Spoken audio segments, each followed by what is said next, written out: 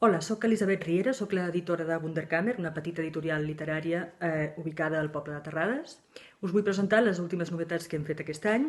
Són, per una banda, l'obra completa de la Valentine Penrose, que és una poeta surrealista meravellosa.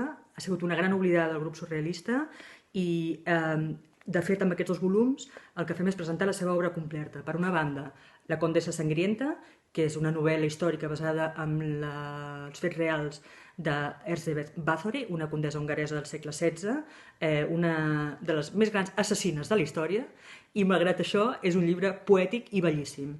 L'altre volum, que es diu La surrealista oculta, comprèn tota la seva poesia i prosa curta, mai traduïda fins ara, i també alguns collages meravellosos fets per la pròpia autora.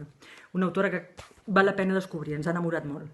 I després, a l'altra col·lecció que tenim, a la col·lecció de Callers, no sé si veu gaire bé, un petit assaig que es diu Heridas abiertes, de Begoña Méndez, que és una autora periodista cultural de Mallorca, que s'endinsa en els diaris íntims de 10 escriptores. Per tant, és una bona manera de ràpidament conèixer com pensaven 10 escriptores meravelloses, vistes des del punt de vista molt singular de la Begoña.